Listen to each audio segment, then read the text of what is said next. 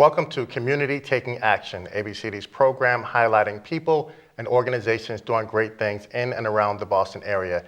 Today we're going to talk about a topic that is near and dear to my heart, and I think yours too, and that's food. And to help us with the conversation is Adrian Worthington, the Senior Manager of Nutrition with the Greater Boston Food Bank.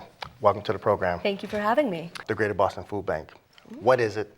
Where is it? How does it do what it does? It's basically a big food warehouse. Okay. And we're located in Newmarket Square. It's right off of 93, and we've been in operation since 1981. Our organization serves about 550 member agencies in eastern Massachusetts. So we're not just located in the Boston area. Our territory is all 9 eastern counties. So all the way up Cape Ann, all the way through to Cape Cod and the islands, over to the Worcester County line.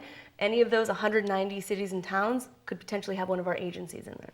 Hence the Greater Boston and not just Boston. Correct. Do you know, has it always been a Greater Boston program?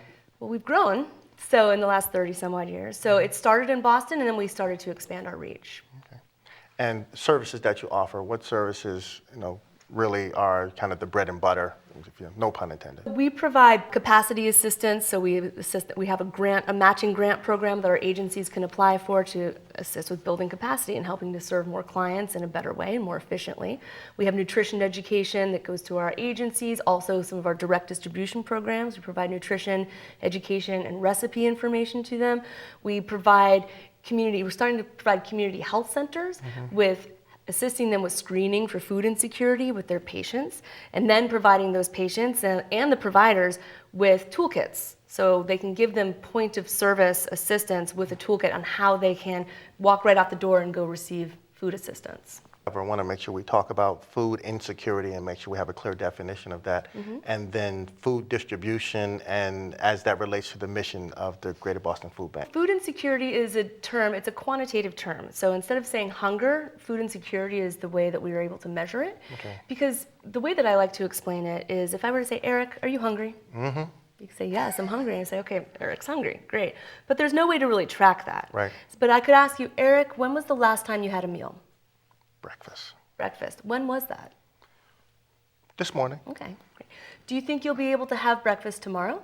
I plan to. You plan to, okay. So we're able to track that, if that makes sense. Very, very So we specific. can say Eric had breakfast this morning. He thinks that he'll be able to have breakfast again tomorrow. It's great because we can track it with Feeding America, which is our parent organization. We're a member of Feeding America. They're able to track it nationally. They do a hunger study every 4 years. They track it. It's great information. It assists us with really understanding at a deep level what's happening in our community and where our services need to go and where we need to shift our attention. And are those things that you take into account in your food distribution, or are you just trying to eradicate it across the board? Well, our goal, Greater Boston Food Bank's goal, our mission, is to end hunger here. And we have a strategic objective to make sure that everybody that's in need in 190 cities and towns is able to access at least 1 meal a day. And that's really important to us. And we know that people need 3 meals a day. Some people need more than 3 meals a day. Right. But 1 meal a day is a good place to start. And we have a really great mapping program. And you can go on our website and you can find our map. And it'll show you exactly how many pounds are going into all the different cities and towns, how many meals that is, and how many pounds and meals are needed in order to reach that 1 meal a day goal. How about a unique program like Brown Bag? How does Brown Bag work? So Brown Bag is a senior-specific program. We partner up with senior centers and other community organizations, and we have 14 Brown Bag sites right now, and we serve about 8,400 seniors every single month, a little over 8,400 seniors. And it is a monthly supplemental bag of groceries provided to these folks. We drop the food off at the senior center, volunteers pack it up and distribute it out to the clients, whether the clients come to that senior center or there's volunteers that take those bags and take them to housing for seniors who might not be able to make it to the senior center, or they might not be ambulatory. Your school food-based program, what schools are involved, or what school was first, and how did that get started? Our first one was the Hennigan School in Jamaica Plain in 2011, and we currently have 8 schools around our service area that we serve, and it's a once-a-month distribution. We show up, we drop the food off. There's volunteers at the school. Sometimes it's school staff or teachers. Sometimes it's the JROTC or other organizations. Right. We do have one school where the local Boys and Girls Club teen group come and they assist the parents and the people at the site. So we drop the food off, the volunteers set it up on tables, and the clients and the parents and the families come and they're able to shop farmers market style. And some food pantries operate with that model as well, Yep. where you can shop as opposed to receive a bag of predetermined items. Absolutely. It's called client choice. You have programs with a lot of different kinds of partners. We do. Can you just talk about that? Sure.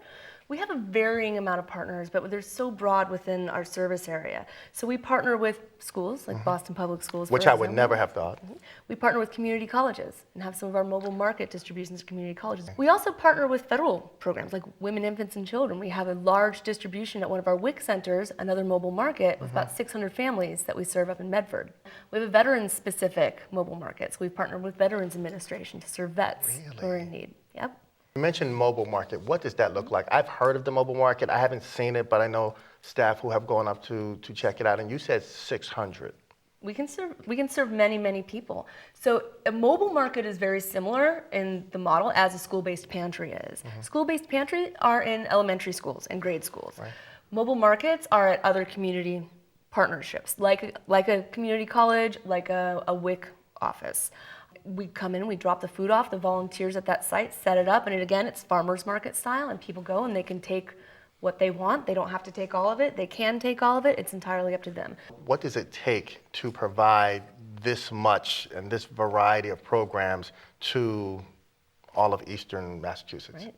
There are several different departments that need to work together in order to receive the food, package the food, and distribute the food out. As a nutritionist, it's of course close to my heart to make sure that all the products that are coming in, or as many of the products that we can bring in, are high quality, nutritious products. Are there guidelines? So how fast should food be distributed from the time it leaves the food bank? We have an expiration matrix that we run by. So we have an internal matrix, so all of our receivers, they know when they look at products that come in, the type of product, whether it's dry, frozen, or fresh, how long they can put on that product. What have we not covered that you think is important for our audience to know?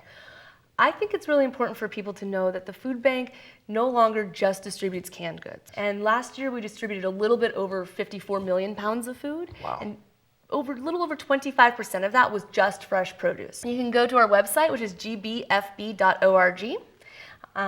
That's the best way to get in touch with us. You can find any of us through that. If you click on contact, send a general email, and we will get your email and give you a call. Adrienne, I want to thank you very much for coming onto the program. I've learned a lot, and I think our audience has too. Thank you so much for having me. We'll have you, maybe we'll do an on location. I have to talk to my producer. Come on over. Yeah. That concludes our program. Be sure to follow us on Facebook, Instagram, and Twitter. And if you've missed any episodes, you can get them on YouTube. Thank you for joining Community Taking Action. I'm your host, Eric Mitchell. Until next time.